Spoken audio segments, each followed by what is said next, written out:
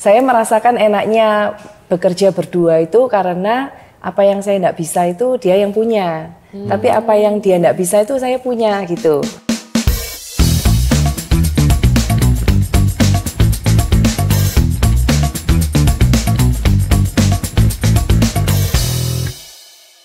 Hai, welcome to Marketplace Wisdom bersama saya Ivana dan Fandi, hai. Nah, narasumber kita hari ini adalah sepasang suami istri yang luar biasa karena mereka mengembangkan usaha swalayan kelas lokal, tetapi mereka bisa bertahan bahkan mengembangkan di masa gempuran dari minimarket kelas nasional. Kisahnya seperti apa? Kita akan dengarkan setelah firman Tuhan dari Ko Fandi. Silakan, Ko. Jadi hari ini ayatnya singkat pada jelas gitu ya. 2 Timotius 4 ayat 19.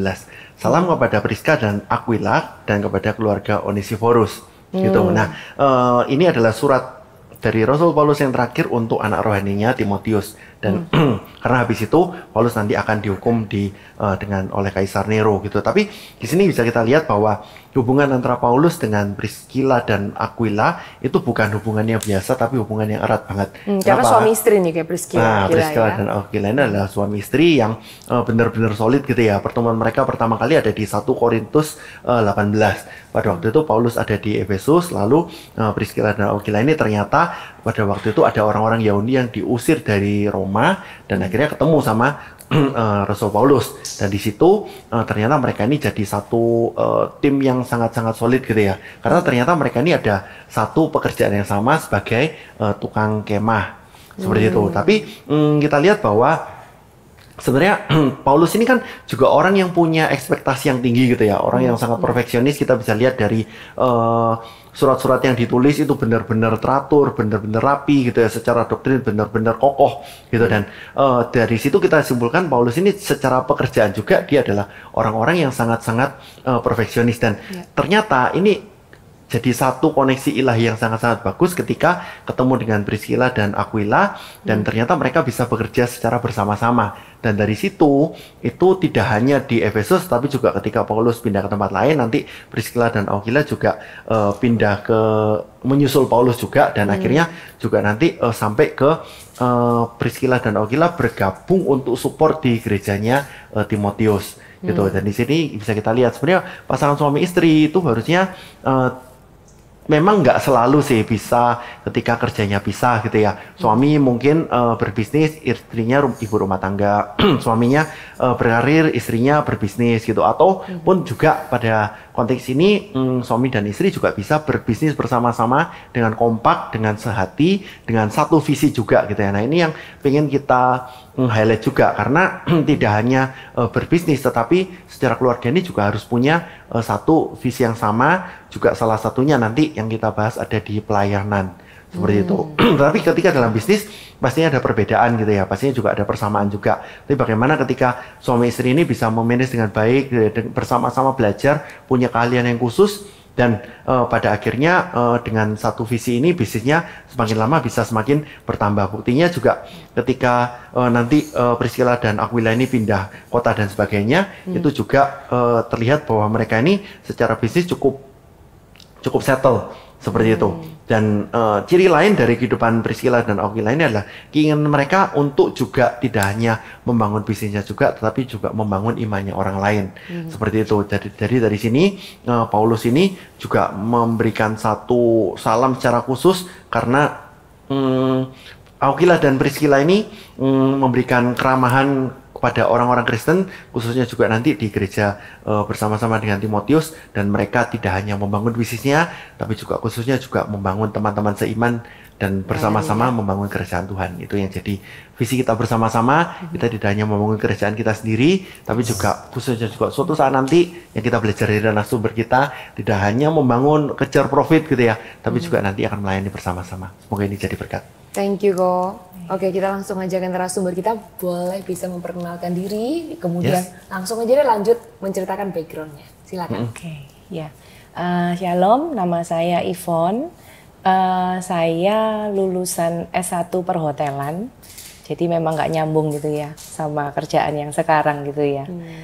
Kalau suami saya Adi, lulusan manajemen. Dan saya sebelumnya sudah meneruskan pekerjaan papa ya. Jadi ini papa memulai bisnis sejak saya masih kecil seharusnya. Nah, tapi sebelum saya bekerja atau meneruskan usahanya papa di swalayan ini, sama papa diminta juga untuk kerja ikut orang dulu. Ya, kebetulan di tempat retail juga, di toko elektronik dan komputer waktu itu sebelum memulai bisnis sendiri. Nah, sekarang Anda berdua incas di satu bisnis supermarket ini ya.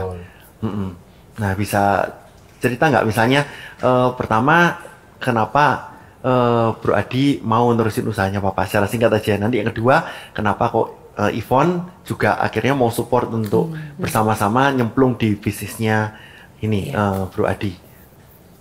Awalnya kalau saya sih bukan mau sih kok. Terpaksa. Bukan mau ya. Bilang terpaksa juga ya mungkin agak terpaksa gitu ya, karena sebenarnya kepingin jurusan yang lain. Cuman akhirnya setelah Papa 2006 itu yang kami geluti itu 2006. Itu saya awalnya karena kami nikah 2008. Jadi startnya usaha kami 2006. Itu saya mulai incas sendiri di sana. Tapi waktu itu ada adik juga yang temenin waktu itu. 2006 dan akhirnya berkembang sampai sekarang itu banyak banget perubahan. Ya, di bisnis retail ini evolusinya harus ngikutin perkembangan zaman juga. Cukup kompleks sih. Nah, dari Yvonne, kalau gimana saya memasrahkan seluruh kehidupan? Kenapa nggak cari sampingan atau apa, tapi malah fokus bantu suami? Waktu dulu dikenalkan sama orang tuanya Koko gitu ya, sudah mulai masuk mau menikah itu, memang mereka sudah ngomong, nanti kalau sudah nikah diharapkan bisa bantu untuk usaha, karena ini kan usaha pastinya kalau bekerja berdua itu lebih baik daripada sendiri-sendiri gitu.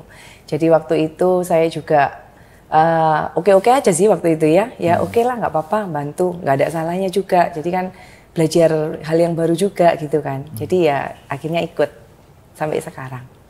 Itu sih. Nah, sekarang gimana cara Anda berdua ini, kalian berdua untuk menyelaraskan ini ya? Kadang-kadang kan ada orang yang udah mending urusan sendiri-sendiri gitu ya, nanti terlalu banyak kumpul, orang-orang di luar sana bilang terlalu banyak kumpul nanti malah banyak tengkarnya gitu. Tapi gimana kalian menyiasati hal ini? Gimana? Atau bagi tugas atau gimana gitu ya? Nah, itu gimana? Kalau menyelaraskan itu pastinya lewat komunikasi ya. Pastinya saya sama Yvonne, sama istri itu sangat sering berkomunikasi. Jadi apapun yang kalau saya alami di kantor, entah itu setelah ketemu dengan prinsipal atau distributor, ataupun sama anak-anak kita sendiri, maksudnya karyawan kita itu, saya selalu membiasakan diri untuk cerita sama Yvonne. Jadi saya setiap hari itu pasti sharing ya, entah itu di meja makan, entah itu ketika mau tidur. Jadi selalu membangun komunikasi secara sengaja. Itu sih kalau dari saya seperti itu. Ya, ini penting ya Ko ya, membangun komunikasi gitu, karena kan banyak orang yang udah deh ini urusan saya diselesaikan sendiri tanpa mengkomunikasikan. Ini saya lihat berarti ada trust ya dengan Yvonne dengan istrinya, bahwa ini istri saya. Yvonne dengan suaminya.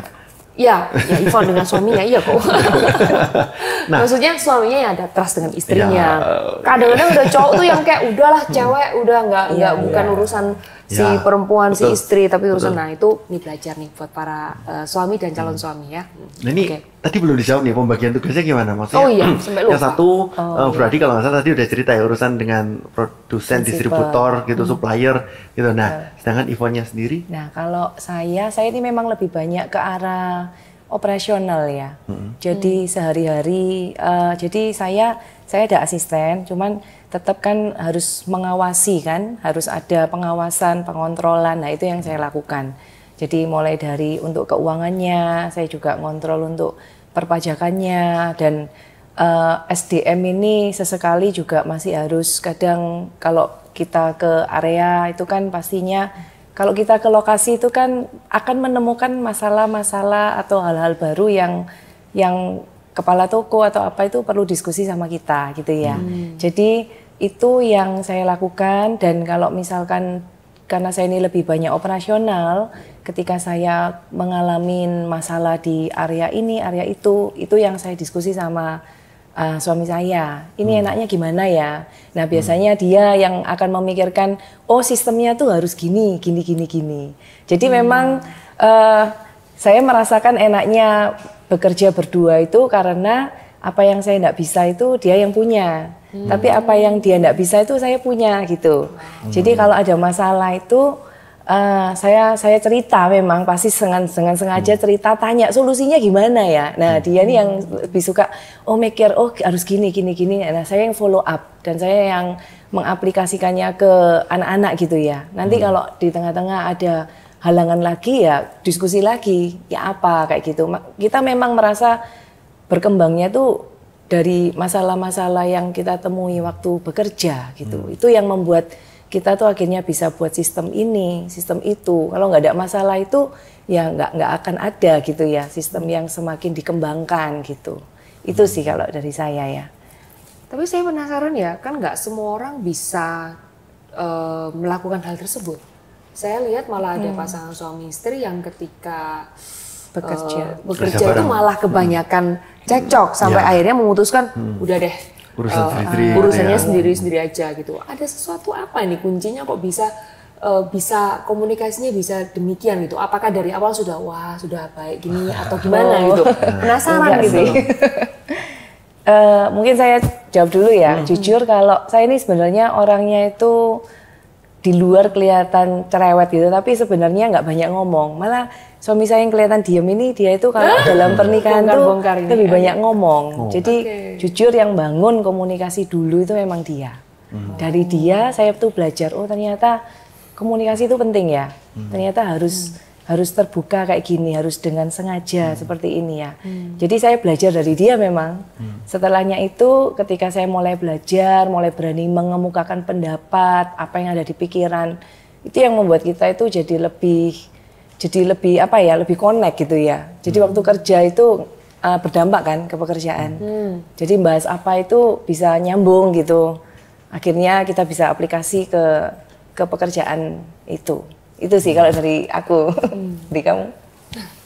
Sama ya, karena kan memang itu yang kita lakukan tiap hari. Jadi kalau saya memang lebih banyak cerita ke Yvonne, ke anak-anak juga, membangun komunikasi. Memang saya yang lebih cerewet. Sampai ke anak-anak juga? Iya, sampai ke anak-anak juga. Jadi kalau mengalami kendala, saya juga, ini kan maksudnya komunikasi itu nggak melulu di pekerjaan.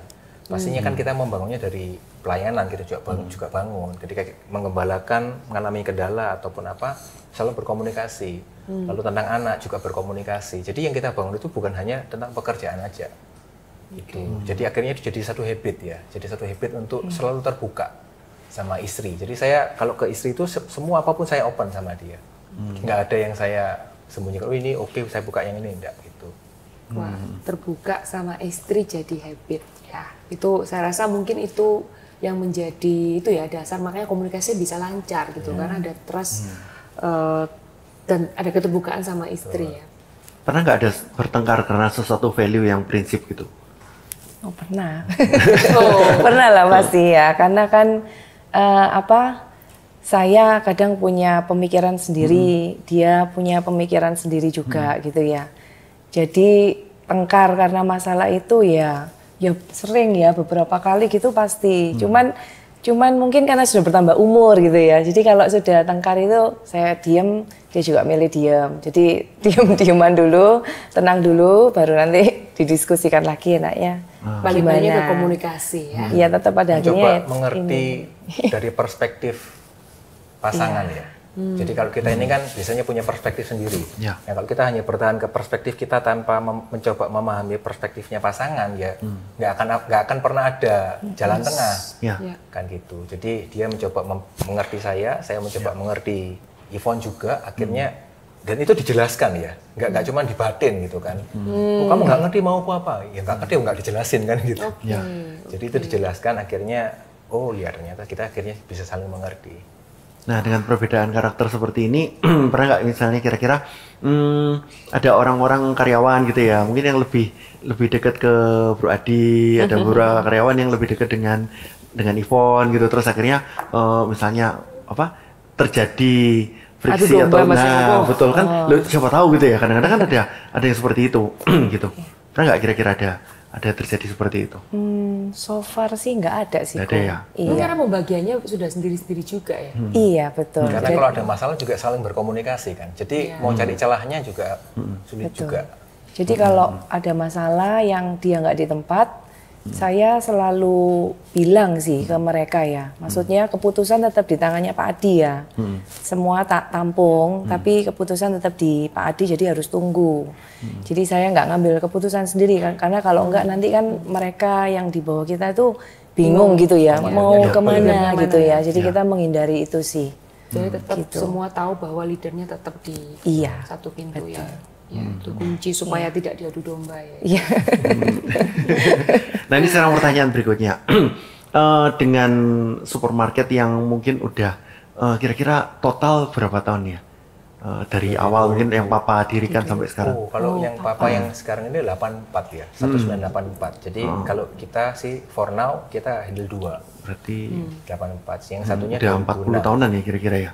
Itu. Nah, sekarang gimana caranya ini dengan segala tantangan yang ada ya, dengan disrupsi gitu ya, dengan online, terus juga yang titit mart itu juga biasanya malah yang satu berdiri, yang satu sebelahnya berdiri gitu, terus dengan gemburan-gemburan seperti itu, terus terang yang dengan ribuan lokasi yang jadi lebih dekat ke rumah-rumahnya masyarakat, sedangkan kan dari Bro Adi dan Ivon ini kan sekarang total 2 ya supermarketnya, seperti itu. Dan ini kan dengan digempur ya, itu tadi benar katanya Ivana, digempur dengan itu gimana? Belum lagi sekarang kan adanya fenomena warung Madura dan sebagainya gitu. Nah, gimana caranya supermarket ini bisa tetap eksis ataupun malah ini ketemu peluang-peluang tambahan untuk malah bisa lebih besar lagi?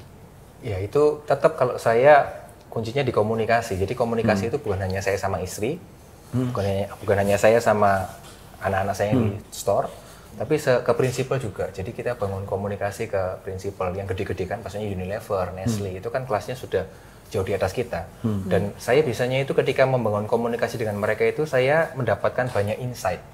Karena kan mereka secara resource lebih gede daripada kita ya. Helikopter view gitu ya. Iya, R&D-nya mereka pastinya lebih bagus daripada kita.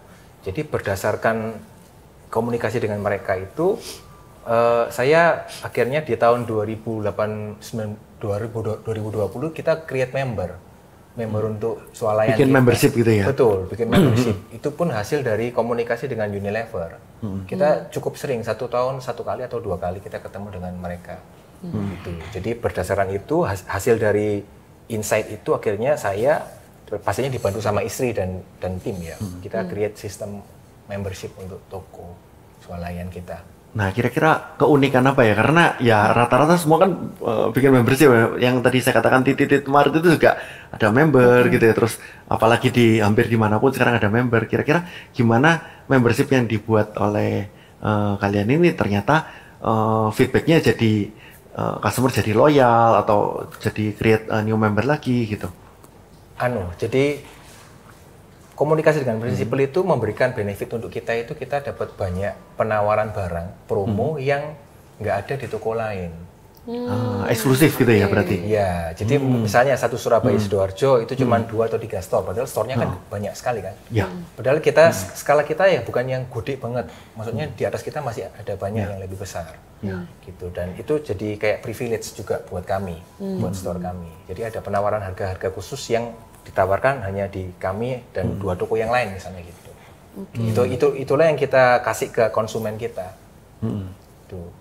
Ini mungkin teman-teman yang perlu lihat juga ya, bahwa ketika dapat privilege gitu ya, dapat harga diskon lebih gitu ya, jangan diambil sendiri gitu, tapi justru malah itu yang jadi jadi added value, kasihin ke customer. Berarti customer melihat, wah ternyata belanja di sini harganya lebih murah, seperti itu. Karena ada beberapa tipe bisnis kan itu dapat diskon atau dapat harga khusus dari supplier atau dari prinsipal, malah ditahan sendiri, jadi labanya dia sendiri juga. Seperti itu. Nah, saya mau tanya lagi nih, dengan segala kompleksitas sekarang supermarket ini kan nggak cuma 1-2 barang ya, ada ribuan barang. Nah, pastinya pakai sistem ya, gitu. Nah, ini ada beberapa teman yang nanya gini bahwa ketika dengan urusan itu pasti ada yang barang yang kelisut, barang yang hilang, mungkin juga kecurian gitu ya, ada mungkin salah input dan sebagainya. Nah, menurut Bro Adi sama Ivon nih, itu kira-kira toleransi hal-hal seperti itu, hal-hal yang kita tidak inginkan ini sebenarnya kira-kira berapa persen ya, supaya tidak dianggap sebagai satu, wah ini toko bocor halus nih, atau ini bocor besar malahan. Nah, hal seperti itu gimana? Secara bisnis yang sehat, itu kira-kira, Pak, ya bagaimanapun kita pengennya kebocorannya nol kan, tapi ini kira-kira yang bisa ditoleransi itu berapa persen sih supaya bisnis ini dianggap masih sehat? 1% sih, Bu. 1% ya? 1% aja. 1% dari omset ya? Betul, dari omset. Itu. Jadi omset katakanlah 10 juta nih gitu ya, 10 juta berarti kira-kira 1% itu harus saya kalkulator ya. 100 juta deh, berarti 1 juta yang itu gitu ya. Karena pasti terjadi ya. Pasti terjadi. Betul. Nah, apakah ada usaha untuk meminimalisir hal seperti itu dari Stokomnam atau gimana gitu?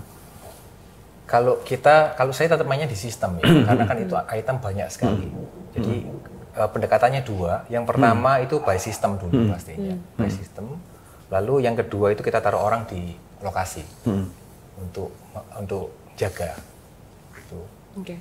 Saya ingin tahu sih tadi yang idenya untuk membership itu efeknya sampai segimana untuk di supermarket.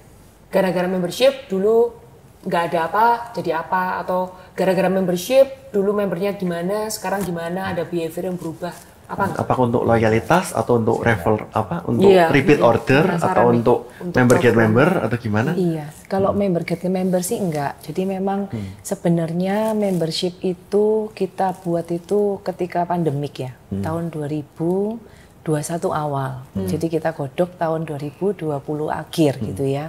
Karena melihat kondisi yang seperti itu gitu loh. Kita tuh berharap bahwa ini bisa karena orang-orang ini pada takut untuk keluar. Jadi kita ini membuat member yang mana di awal pembuatan member itu kita tuh membuat ekstravaganza berhadiah.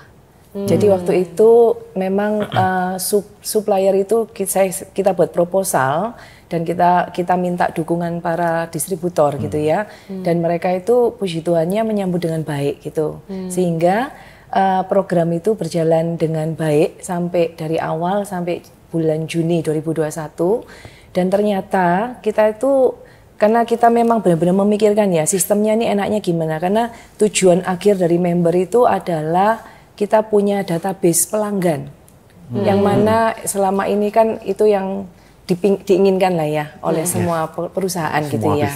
Iya, jadi karena membership inilah kita tidak menyangka bahwa kita itu bisa mencapai sekitar 4.000 pelanggan. Jadi kita itu merasa wow juga dengan jumlah itu karena kita tidak menyangka gitu ya sambutan mereka itu baik. Mungkin karena kita ini ya dengan adanya berhadiah itu tadi sehingga pada akhirnya ketika kita ini disupport oleh prinsipal untuk program-program promo itu kan kita bisa langsung share ke mereka sehingga kan datangnya udah ada.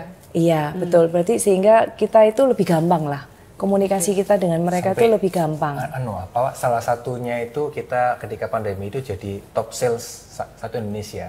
Wow. Ya, jadi ada salah satu brand yang kita jual waktu itu kita top one-nya. Wow. Iya itu juga nggak menyangka sih. Padahal kita cuma jualan seperti jadi biasa SPG-nya gitu yang ya. dapat emas, bukan kita yang dapat. SPG-nya yang dapat emas. Iya itu kita amazed itu. Ini ketika sebuah langkah kreatif ya yang diambil di masa pandemi, melakukan sebuah program yang malah ternyata bisa number one di Indonesia. Amazing. Ini tadi kelewatan loh, kita ini belum tanya loh, mereka ini pelayanan apa kok? Nah itu juga yang mau kita tanyakan. Oke, tadi kan seperti yang sudah di ayat Alkitab kan yang dijabarkan juga Priscilla dan Aquila itu tidak hanya excellent di dalam pekerjaan, tapi juga excellent dalam pelayanan. Kita ingin tahu nih, itu pelayanan kita di Gereja Marseron. Saat ini saya dan suami kita sebagai coach di CG. Lalu kalau saya pribadi saya pelayanan companion di MCC, khusus di MCC ya. Iya, kemudian juga pelayanan doa. Terus udah sih kalau udah banyak ya.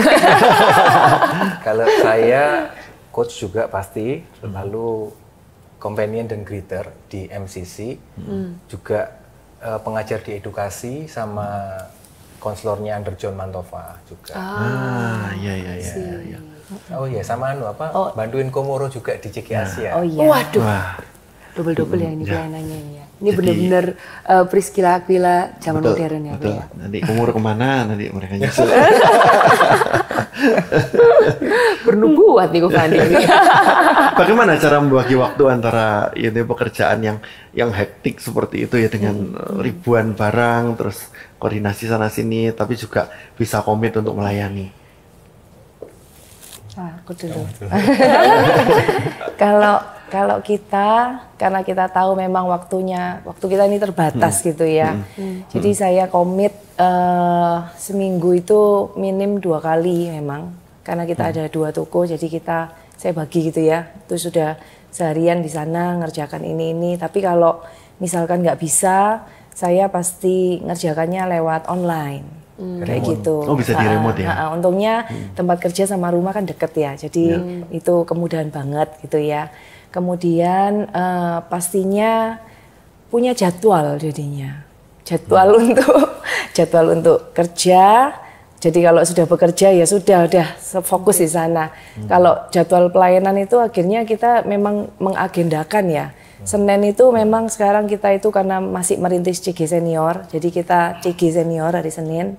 Selasa kita nilik gitu ya. Kemudian Rabu kita CG Asia itu.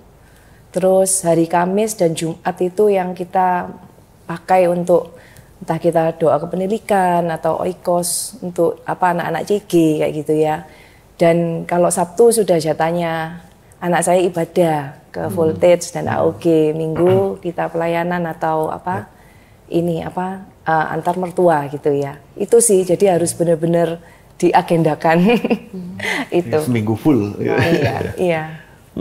Bener nggak sih kalau ada yang bilang kalau pelayanan ini banyak, ini kan setiap hari ada jadwal pelayanan gitu ya. Bener nggak kalau ada yang bilang, oh melayani, terus kemudian pekerjaannya keteteran gitu?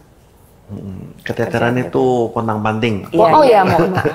Pontang-panting gitu. Karena banyak orang itu kadang-kadang takut untuk melangkah di dalam melayani. Karena mereka itu punya ketakutan, waduh nanti pekerjaanku bagaimana gitu. Ya. Nah ini pengalaman real life ya untuk pengusaha yang bahkan ya itu tadi bisa sampai top sales di masa pandemi. Tetapi mereka punya jadwal pelayanan yang menurut saya itu sangat luar biasa gitu. Ini biar bisa sharing supaya yang mendengarkan tuh nggak takut lagi gitu untuk mengambil langkah di dalam melayani Tuhan. Justru terbalik ya cara pikirnya. Kalau berpikir pelayanan malah takut pekerjaannya keteteran, mungkin memang tetap perlu diatur. Cuman justru yang kami alami itu, saya kalau mau pinjam istilahnya Ko Adrian gitu ya, kita itu di pelayanan lah, kita itu diurapi sama Tuhan, kita itu dikasih sama Tuhan. Pengurapan itu bukan buat kita pribadi, tapi untuk pekerjaan Tuhan. Jadi ketika tadi dikatakan jadwalnya padat itu, saya bawa urapan Tuhan untuk orang-orang yang membutuhkan Tuhan itu. Tapi karena urapan itu Tuhan kasih ke saya, maksudnya saya dipinjami urapan itu. Urapan itulah yang saya bawa ke pekerjaan saya. Dan tadi akhirnya pekerjaan kami itu mengalami kemudahan-kemudahan. Ada urapan kemudahan di pekerjaan kami. Tadi istri saya banyak cerita itu, justru itu yang kami alami. Tetap perlu dijadwal, kita nggak sembarangan. Oh kalau gitu pelayanan nggak usah bekerja, nggak juga gitu kan. Paulus bilang kalau nggak bekerja nggak usah makan. Ya. Yep. Wah, ini hikmatnya ya. Semoga yang benar-benar semua yang dengerin ya, jangan pernah takut melangkah di dalam melayani Tuhan. Bawa urapan loh. Dan urapan tuh nggak stop di pelayanan, itu akan mengalir semua nanti sampai di pekerjaan. Bahkan favor-favor yang mungkin nggak didapatkan di toko lain, di pekerja lain, di teman rekan Anda nggak dapat, Anda kan dapat. Karena itu benar-benar datangnya dari Tuhan. Ini kan multiplikasi juga. Pertamanya 1, sekarang malah 2. Yes. Gitu ya. Ntar lagi tambah lagi. Gitu. Nambah terus. Amin. Oke, saya rasa waktunya udah habis loh ini. Jadi kita tutup dengan sesuatu yang paling berharga, yaitu adalah didoakan ya untuk setiap orang yang mendengarkan, untuk bisa, yaitu mungkin yang takut melayani melangkah, kemudian mungkin sepasang suami istri yang mungkin lagi struggle or anything di dalam hubungan dan lain sebagainya, boleh deh coachnya boleh mendoakan ini. Iya, oke. Saya yang berdoa dulu, nanti ditutup sama suami saya ya. Ya, mari kita berdoa. Tuhan, kami saat ini datang di hadirat-Mu, kami bawa setiap kehidupan kami, apa adanya kami Tuhan, karena hanya Tuhan yang tahu setiap kedalaman hati kami, setiap pergumulan yang ada Tuhan. Karena itu Tuhan, kami mau perkatakan bahwa Engkau tetap Tuhan Allah yang berkuasa atas setiap kehidupan kami, untuk setiap pekerjaan kami, untuk setiap keluarga kami. Karena itu Tuhan, kami mau mengagungkan nama-Mu, kami percaya bahwa segala sesuatu yang terjadi itu seturut kehendak Tuhan. Tidak ada yang kebetulan Tuhan. Karena itu Tuhan, kami mau meletakkan segala sesuatu yang ada. Mungkin hari-hari ini ada hal yang struggle dalam kehidupan kami, pergumulan yang berat. Tapi Tuhan tahu yang terbaik. Hari ini apa yang kami alami sebenarnya Tuhan sudah tahu 10 langkah ke depan apa yang terjadi Tuhan. Karena itu kami percaya Tuhan bahwa tangan Tuhan itu tidak pernah meninggalkan. Tuhan menyertai setiap langkah-langkah orang yang terus mencari Tuhan. Dan saya mendapatkan rema di Yeremia 17 ayat 7-8. Diberkatilah orang yang mengandalkan Tuhan, yang menaruh harapannya pada Tuhan. Ia akan seperti pohon yang ditanam di tepi air, yang merambatkan akar-akarnya ke tepi batang air, dan yang tidak mengalami datangnya panas terik, yang daunnya tetap hijau, yang tidak khawatir dalam tahun kering, dan yang tidak berhenti menghasilkan buah. Tuhan, hamba-Mu berdoa, biarlah di dalam kondisi apapun yang dialami Tuhan oleh anak-anak-Mu, biarlah sungguh firman ini menjadi firman yang hidup Tuhan. Bahwa Tuhan yang berjanji, kami tidak akan pernah berhenti menghasilkan buah untuk kerajaan-Mu Tuhan. Bukan untuk diri kami pribadi, tetapi untuk kerajaan-Mu Tuhan. Terima kasih Tuhan. Berdoa Tuhan, di masa-masa sulit ini kami berdoa biar kami nggak fokus pada struggle kami, kepada pekerjaan kami, kepada hubungan kami, tapi kami mau fokus kepada apa yang Engkau mau Tuhan. Karena kami tahu Tuhan, di dalam panggilan-Mu lah Tuhan kami menjumpai Engkau dan kami menjumpai urapan-Mu. Dan urapan-Mu itulah yang kami bawa ke dalam hubungan kami bawa ke dalam pekerjaan kami bawa ke dalam keluarga kami. Biarlah saat ini Tuhan kami boleh menangkap isi hati-Mu Tuhan. Kami menjadi pribadi yang gak egois. Kami boleh menjadi pribadi yang mengerjakan visi-Mu Tuhan untuk gereja kami Bapak. Terima kasih Tuhan. Di dalam nama Yesus Kristus kami berdoa dan bersyukur. Amin. Amin. Wah, thank you so much ya. Thank you Bro Adi, Ivon.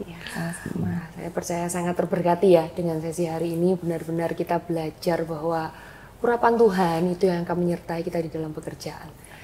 Oke, so di next time kita di episode-episode berikutnya pastinya akan hadir dengan berbagai topik yang juga akan memberkati. Stay tune, subscribe biar nggak ketinggalan.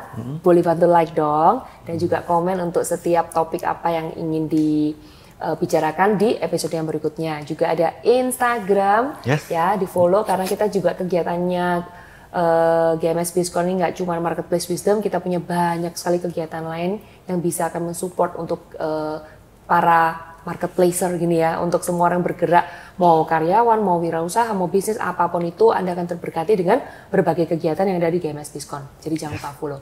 See you di episode yang berikutnya. Bye. Bye-bye, God bless.